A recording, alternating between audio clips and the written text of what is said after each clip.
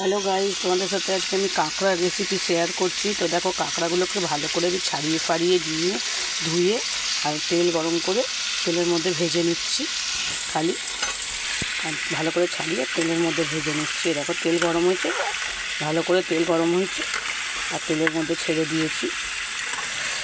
ভালো করে নাড়িয়ে আমি কাঁকড়াগুলোকে ভালো করে ভেজে নিচ্ছি। তোমরা গাইস ভেজে নেবে। নাড়িয়ে ভালো করে কাঁকড়াগুলোকে এরকম ভেজে নিচ্ছি। তোমরা এমনি করে কাঁকড়াগুলোকে ভালো করে আগে ভেজে নেবে। তারপরে দেখো গাইস, আমি একটা শুকনো লঙ্কা, মানে একটুখানি শুকনো লঙ্কা, একটাও না ঠিক, দিয়ে দেবো। আর দুটোর মধ্যে তেজপাতা ছিঁড়ে দিয়ে দেবো। গাইস দেখতে পাচ্ছ। আর এই যে গোটা গরম মশলা, দালচিনিটাকে ভেঙে দিয়ে দেবো। লবঙ্গ দিয়ে দেবো। গাইস এই দুটো এলাচ আমি ফাটিয়ে দিয়ে দেবো।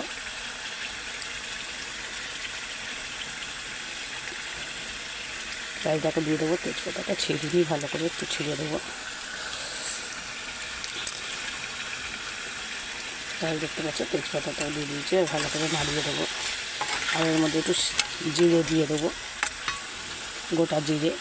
দেখতে পাচ্ছ, আমি এর মধ্যে একটু গোটা জিরে দিয়ে দিচ্ছি। তোমরা চাইলে ফোড়নে যদি না দিতে চাও জিরেটা আর এলাচটা নাই দিতে পারো, কিন্তু আমি একটু জিরে ফিরে দিই যাতে গন্ধটা খুব সুন্দর আসে। তোমরা চাইলে দেবে। এবার দেখো, আমি এবার এটাকে ভালো করে নাড়িয়ে করে নেবো। এবার মশলাগুলো সব দেবো। দেখতে পাচ্ছ, আমি এখানে পেঁয়াজ আর টমেটোটাকে বেটে রেখেছি। তো পেঁয়াজ আর টমেটোটাকে এবার দিয়ে দেবো এর মধ্যে।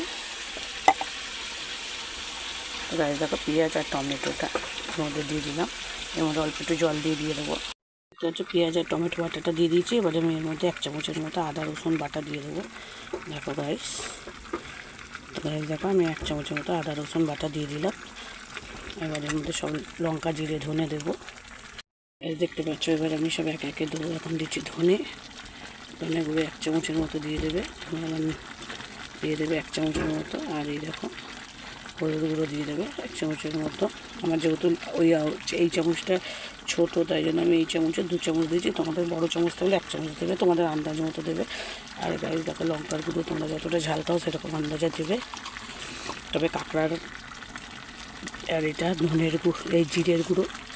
তো গাইস, কাঁকড়া সবসময় একটু ঝাল ভালো লাগে, তো তোমরা একটু ঝাল করবে। আর গাইস দেখো, এবার আমি নুন দিয়ে দেবো। দিয়ে ভালো করে এটা কষবো। দেখো, আমি নাড়িয়ে দিয়েছি ভালো করে। এবারে এটাকে কষিয়ে নেবো। এবারে ঢাকা দিয়ে ভালো করে কষিয়ে নেবো।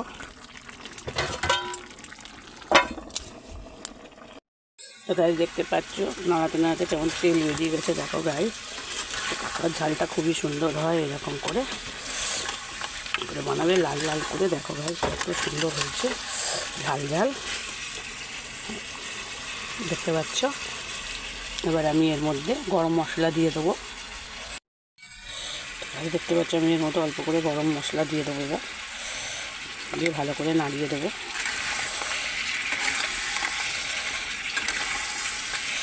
কত সুন্দর হয়েছে কাঁকড়ার ঝালটা। এমনি করে আর তোমাদের দীঘা পুরীতে এরকম করেই বানিয়ে দেয়। এবার তোমরা কামড়ে খাবে। আমাদের ঘরে আমি, আমার মিষ্টি আর ওর বাবা কাঁকড়া খেতে খুবই ভালোবাসি। আমার কটা কাঁকড়া খেতে চায় না, ও ভয় পায়, কিন্তু চেষ্টা করি ওকেও শেখাতে। তোমরাও চেষ্টা করবে, যে খায় না তাকে শেখাতে। খুবই টেস্টি। তো লাইক আর শেয়ার করবে, কমেন্টে জানাবে কেমন লাগলো এই কাঁকড়ার ঝাল। তবে একটু জল দিয়ে দেবো এখন এর মধ্যে। জল দিয়েছি, তোমরা চাইলে জল না দিয়েও ওরকমও রাখতে পারো। আমি একটু জল দিয়ে দিয়েছি। তো গাইস দেখো, আমি এটা ধনে পাতাটা দিচ্ছি, তোমাদের অপশনাল, তোমরা যদি না চাও নাও দিতে পারো। আমি একটু ধনে পাতা দিয়ে দিচ্ছি। যদি তোমরা ধনে পাতা খেতে ভালোবাসো তো দিয়ে দেবে, যদি না খেতে ভালোবাসো তো দেবে না। গাইস দেখো, ধনে পাতাটা দিয়ে নাড়িয়ে দিচ্ছি।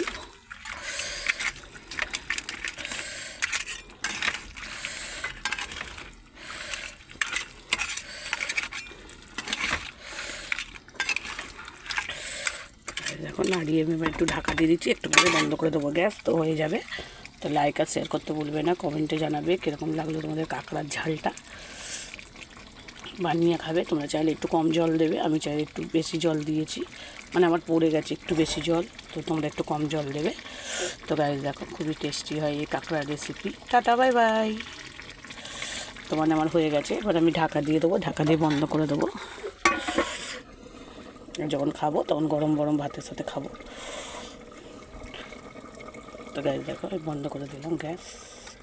টাটা। তো গাইস দেখতে পেয়েছো আমাদের কাঁকড়ার তরকারিটা, রেসিপিটা তো খুবই ঝাল ঝাল। তো তোমরাও বানিয়ে খাবে আমাদের গরম ভাতে।